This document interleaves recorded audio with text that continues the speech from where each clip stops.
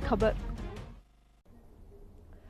तो ऑपरेशन सिंदूर के बाद एक एक जासूस की गिरफ्तारी हैरान कर रही है। पंजाब हरियाणा के बाद अब दिल्ली यूपी के पाक जासूसों की गिरफ्तारी हुई है। एटीएस की टीम ने दिल्ली और वाराणसी से एक एक जासूस को गिरफ्तार किया है। बड़ा सवाल है कि देश में आखिरकार कितने गद्दार हैं।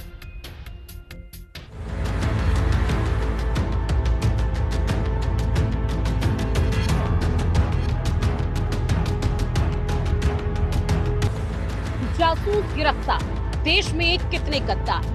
गौर से देखिए इन दो चेहरों को।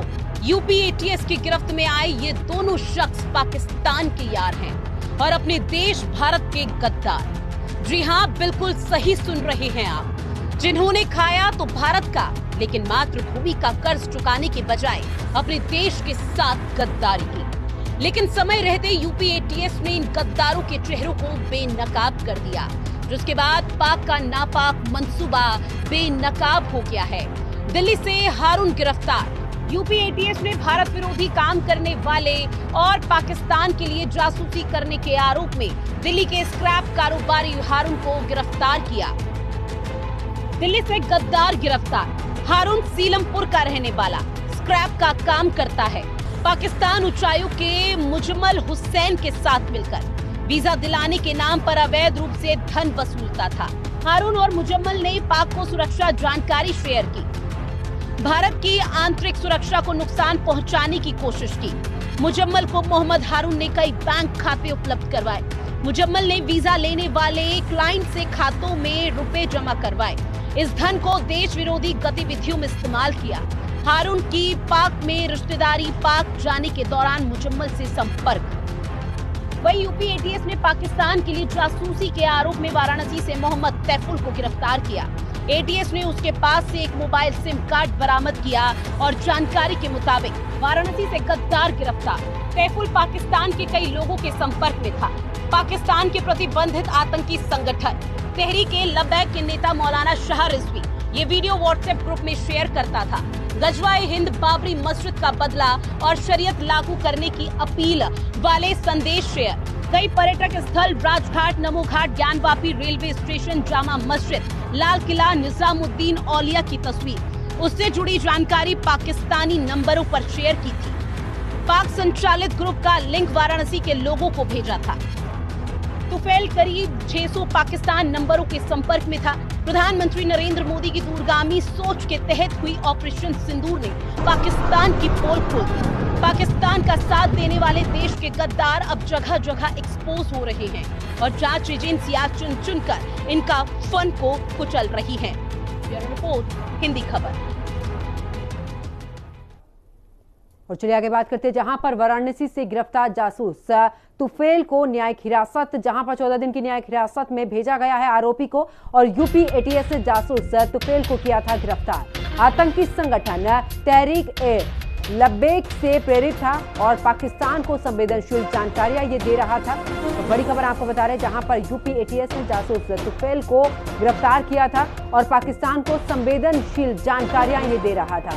इतना ही नहीं, आतंकी संगठन तहरीक-ए-लब्बैक के संपर्क में ये था। वाराणसी से गिरफ्तार जासूस तुफेल को न्यायिक हिरासत में भेजा गया है और वित्तीय सहायता देने की घोषणा की है, जिसे कांग्रेस पढ़े लिखे बेरोजगारों का उपहास उड़ाने जैसा बता रही है। कांग्रेस का कहना है कि ऐसी घोषणाओं की बजाय सरकार शिक्षित बेरोजगारों को स्थायी रोजगार देने पर ध्यान क्यों नहीं देती। देखना होगा कि ये योजना धरातल पर कब तक उतरती है और इससे रोजगार देने के सरकार के लक्ष्य की कितनी पूर्ति होती है। देहरादून से संवाददाता दीपिका भंडारी, शुभांगी भट्ट और अशोक कुमार के साथ ब्यूरो रिपोर्ट, हिंदी खबर। और चलिए बिना समय गवाए चर्चा की शुरुआत करेंगे, लेकिन कौन कौन खास मेहमान हमारे साथ मौजूद हैं सबसे पहले उनसे आपका हम परिचय कराते हैं। हमारे साथ बीजेपी की ओर से बीजेपी के नेता मथुरा दत्त जोशी जी हैं, बहुत स्वागत है सर आपका। सुरेंद्र अग्रवाल जो कि प्रदेश उपाध्यक्ष हैं कांग्रेस पार्टी के, बहुत स्वागत है सर, आपका भी स्वागत है। और पीसी थपियाल जो कि केंद्रीय प्रवक्ता हैं यूकेडी के, आपका भी स्वागत है सर। आपसे कुछ ही देर के बाद जय सिंह रावत जो कि वरिष्ठ पत्रकार हैं, वो भी हमारे साथ जुड़ जाएंगे और उनसे भी सवाल जवाब का जो सिलसिला है उसको शुरू करेंगे। लेकिन सबसे पहले मथुरा दत्त जोशी जी, मैं आपके पास आना चाहता हूं और सवाल मेरा आपसे यह है, क्या आप मुझे बताइए कि नाई बनाने के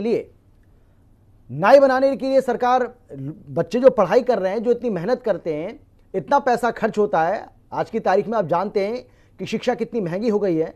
इतना आसान नहीं है, खासतौर पर गरीब बच्चों के लिए पढ़ाई पूरी करना। बावजूद उसके उनके माता पिता कैसे भी करके उनको पढ़ाई लिखाई करवाते हैं, वो पढ़ते हैं। कोई ग्रेजुएट होता है, कोई पोस्ट ग्रेजुएट होता है, लेकिन उसके बाद अगर सरकार उनको नौकरी देने की बात भी कर रही है तो वो कह रही है कि भाई हम आपको नाई बनाएंगे। तो क्या इसके लिए उन्होंने ये पढ़ाई की थी क्या? देखिए अमित जी, माननीय मुख्यमंत्री जी का जो फैसला है वो बड़ा ऐतिहासिक फैसला है। स्वरोजगार की दिशा में महत्वपूर्ण कदम है, ऐतिहासिक कदम है जी। आज के युग में आप देख रहे होंगे जगह जगह पर, कहां पर नहीं है, किस मामले में नौजवान या महिलाएं जो हमारी मातृशक्ति है किसमें पीछे है। जगह जगह स्वरोजगार की दिशा में इस तरीके का काम कर रहे हैं। अगर इसको प्रोत्साहन देने के लिए माननीय मुख्यमंत्री जी ने नगर पालिकाओं को, महानगर पालिकाओं को, नगर पंचायतों को, ग्राम सभाओं को का आह्वान किया है कि आप इस तरह के स्वरोजगार की दिशा में जो लोग अपना रोजगार करना चाहते हैं, कोई जबरदस्ती नहीं है, जो लोग अपना रोजगार करना चाहते हैं उनको सरकार प्रोत्साहन देगी, उनको आगे बढ़ाएगी। जहां तक रोजगार देने की बात है, मैं माननीय मुख्यमंत्री जी का आभार व्यक्त करना चाहूंगा, धन्यवाद देना चाहूंगा कि उनके कार्यकाल में 25,000 से अधिक नियुक्तियां हुई हैं। कल परिवहन विभाग में कल परिवहन विभाग के जो 1000 के लगभग अभ्यर्थी थे जो सेलेक्ट हुए हैं, उनको नियुक्ति पत्र माननीय मुख्यमंत्री जी ने मुख्य सेवक सदन में कल प्रदान किए। तो ये कहना, आरोप लगाना, ये एक बेबुनियाद बात है और सरकार नौजवानों को रोजगार देने के लिए नहीं। मुझे एक बात बताइए मथुरा दत्त जी, मुझे एक बात बताइए कि अगर किसी को नाई बनना है तो उसके लिए भाई उसको सरकार के रहमो करम की जरूरत थोड़ी है। किसी को नाई बनना है तो वो तो कहीं पे भी जाके 15 दिन की 20 दिन की ट्रेनिंग लेकर किसी भी शॉप पर जाएगा, वहां ट्रेनिंग लेगा, उसके बाद खुद का धंधा भी कर लेते हैं लोग, और करते भी हैं। इस देश के अंदर ये हो भी रहा है। तो इसमें सरकार की उसको क्या जरूरत है, मुझे आप बताइए ना। सैलून चलाने के लिए नहीं, आप मुझे बताइए कि कोई पढ़ा लिखा युवा, नहीं आप मुझे बताइए सर कि कोई पढ़ा लिखा युवा सैलून चलाएगा क्या? क्या पार्लर चलाएगी कोई पढ़ी लिखी अगर हमारी बहन बेटी है तो क्या वो आप भी इतने तजुर्बेकार और इतने वरिष्ठ और इतने अनुभवी पत्रकार होने के बाद, इसलिए तो सर सवाल पूछ रहा हूं मैं आपसे, इसीलिए तो मैं आपसे सवाल पूछ रहा हूं भाई। कभी तो आप लोग कहते हैं भाई, कभी आप लोग कहते हैं कि पकौड़ा तलिए, कभी आप कहते हैं कि नाई बन जाइए, कभी आप कुछ कहते हैं। तो मतलब अगर रोजगार आपको भाई रोजगार अगर सृजन करना है तो रोजगार सृजन करने के और भी तरीके हैं ना सर। आज आपको क्या हो गया, मेरी तो समझ में अमित जी ये नहीं सर, मैं तो सवाल कर रहा हूं आपसे, मैं तो सिर्फ आपसे सवाल कर रहा हूं, मैं तो आपसे जानना चाह रहा हूं सर। कहाँ कहा मुख्यमंत्री जी ने, कब कहा कि पकौड़ा तलिए, या मुख्यमंत्री जी ने कब कहा कि उन्होंने कहा जो सर क्या बात कर रहे हैं आप? उस वक्त मुझे अच्छे से याद, आप तो उस वक्त कांग्रेस पार्टी में होंगे सर, क्षेत्र में जब मोदी जी की तरफ से ऐसा, जब मोदी जी की तरफ से ऐसी कोई बात नहीं गई थी और लार्ज स्केल में करने के लिए। हाँ। और लार्ज स्केल में अच्छे तरीके से अच्छे इक्विपमेंट लेके, अच्छी चेयर लेके, अच्छे वहां पर कॉस्मेटिक का सामान देने के लिए माननीय मुख्यमंत्री जी ने कहा कि हम आर्थिक सहायता देंगे, मदद करेंगे। ये स्वरोजगार के लिए क्रांतिकारी कदम हो सकता है।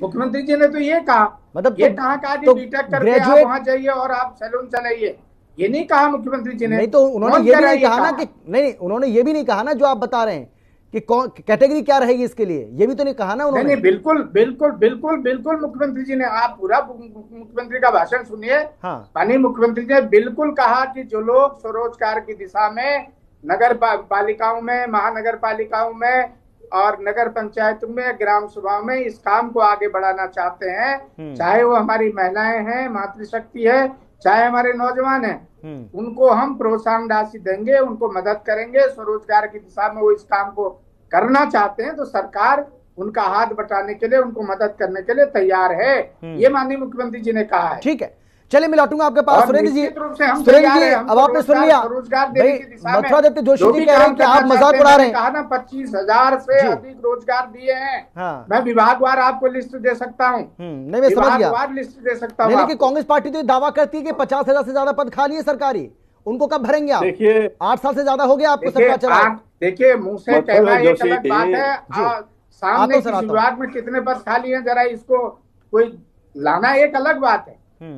मैं तो विभागवार बता रहा हूं आपको कि किस विभाग में कितनी नियुक्तियां हुई है, कितनी नियुक्तियां हो रही हैं। आज ही पीसीएस की अधिसूचना जारी हुई है। आज ही 1000 से अधिक पीसीएस में। ठीक है सुरेंद्र जी जवाब दीजिए, सुरेंद्र जी जवाब दीजिए, क्योंकि बीजेपी का ये कहना है कि भाई बेरोजगारी और पलायन ये तो पुरानी समस्या है, कांग्रेस पार्टी भी तो लगातार इससे जूझती रही, और अब अगर सरकार की तरफ से कोई पहल की जा रही है तो आप उसका उपहास उड़ा रहे हैं, आप उसका मजाक उड़ा रहे हैं, मजाक बना रहे हैं। अमित जी मथुरा जोशी मेरे बड़े प्रिय अनुज हैं, मेरी इनकी शुभकामनाएं। जितनी बहादुरी के साथ ये सरकार का पक्ष रख रहे हैं, निश्चित रूप से ये मैं समझता हूं बड़ी इनकी काबिलियत है कि भाजपा इनका उपयोग कर रही है। हम लोग तो इतना उपयोग नहीं कर पाए इनका, संघर्ष के साथी हैं ये। पर एक बात है कि भाजपा में गए हुए हमारे जितने कांग्रेसी नेता हैं जी, उन्हें पिछले जन्म की बातें सब भूल गए। और ये अच्छी बात है खराब है ये तो वक्त बताएगा आने वाला। पर देखिए ना कि एक मास्टर स्ट्रोक माननीय मुख्यमंत्री जी ने मारा है कि गटर से चाय बनाने के बाद, पकौड़े की तलने के बाद अब आपको नाई की दुकान बनाने के लिए माननीय मुख्यमंत्री जी ने ऑफर दिया है। और उन मुख्यमंत्री जी ने दिया है जिन्होंने अभी कुछ 7-8 महीने पहले एक सबमिट करी थी, निवेश सबमिट, और उसमें दावा किया गया था कि 2.5 लाख करोड़ जो है उसके निवेश आ गए, और उस सबमिट में 300 करोड़ रुपया खर्चा गया था। हमने तो बड़े खुश हो गए थे, हमने तो मुख्यमंत्री जी को हम तो सोचे अभिनंदन कर दें कि मुख्यमंत्री जी 2.5 लाख करोड़ आ गए तो रोजगार के नए अवसर आएंगे। और अवसर ऐसे आए कि आप नाई की दुकान खोलने की बात कर रहे हैं। अरे हजारों पद रिक्त पड़े हैं, चाहे पुलिस में हो, नर्सिंग के हो, फार्मासिस्टों के हो, डॉक्टर्स के हो, शिक्षकों के हो, और ये तो राज्य सरकार के पद खाली पड़े हैं। अरे उत्तराखंड में तो हमारे यहाँ सेना में जाने का लोगों को बड़ा उत्साह होता था। लेकिन आपके सामने बोल रहे थे, साल में आपके सामने बोल रहे हैं सर, मथुरा दत्त जी बोल रहे हैं। नहीं ठीक है आप बोलिएगा। लेकिन मैं ये कह रहा हूँ मथुरा दत्त जोशी जी पहाड़ में उत्तराखंड में साल में भर्तियां हो रही हैं, साल में 2-3 बार सैनिकों की भर्ती के कैंप लगाए जाते थे। और वो कैंप कहां से लगाएंगे? अकेले फौज में 2.5 लाख जो है वैकेंसी पड़ी है खाली, रेलवे में 2.5 लाख पड़ी है, जो सार्वजनिक उपक्रम है केंद्र सरकार के उनमें लाखों पद रिक्त पड़े हैं। और प्रदेश की बात तो मैं समझता हूं प्रदेश ने तो बेरोजगारी में रिकॉर्ड तोड़ दिए।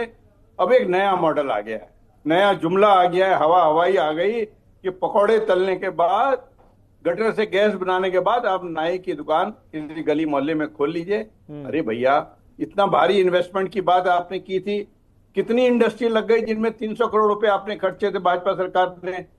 और बड़ी आश्चर्य की बात है कि तमाम दावे कर रहे हैं कि पीसीएस की भर्तियां कितने बार हो गई, कितने बार परीक्षाएं रद्द हो गई, कितने बार वन निगम में अन्य निगमों में परीक्षाएं रद्द हुई हैं, कैंसिल हुई हैं। और कैंसिल किस वजह से हुई? हाकिम का हाकिम कौन है आज तक नहीं पता चल पाया। कि हाकिम ऐसा था कि वो जब चाहे भर्ती के ठेके ले लेता था, जिस विभाग में भर्ती कर दे उसका हाकिम आज तक नहीं पता चला। सुरेंद्र जी ये समस्या तो आपके समय में भी थी ना, मैं तो ये तो आपको स्वीकार करना पड़ेगा। सुरेंद्र जी ये समस्या जो आप बता रहे हैं, जोशी जी जो है मेरे प्रिय, पहले तो भर्ती होती नहीं थी, भर्ती होती थी, उसके लिए परीक्षा होती थी, पेपर लीक हो जाता था, ये समस्या पेपर लीक हो जाता था, परीक्षाएं रद्द हो जाती थी, उन्हें अपॉइंटमेंट लेटर नहीं दिया जाता था। ये सब चीजें ऑन रिकॉर्ड हैं। ये मीडिया ने कई बार छापा है, कई बार दिखाया है कि आदमी को परीक्षाएं दे दी तो उसका रिजल्ट नहीं आया, रिजल्ट आया तो लीक हो गया, और अगर पास हो गया तो नियुक्ति पत्र नहीं दिया। ये तमाम चीजें कोई हम नहीं कह रहे हैं, ये मीडिया में लगातार छपता रहा है। और मेरे तो बड़े प्रिय हैं जोशी जी, मैं तो उनसे निवेदन करूंगा कि अब मालूम कर लें हाकिम का हाकिम कौन है, चुपचाप अम्मी जी को बता दें, हमें बताएं ना बताएं। मेरे प्रिय अनुज, मेरा इनसे आग्रह है कि मेरी बात ये टालेंगे नहीं, क्योंकि बड़े संघर्ष के साथी रहे मेरे साथी, बड़ा लंबा संघर्ष हम लोगों ने किया है, गांव-गांव जाके संघर्ष किया हमने, युवक कांग्रेस में किया, एनएसयूआई में किया, और बड़े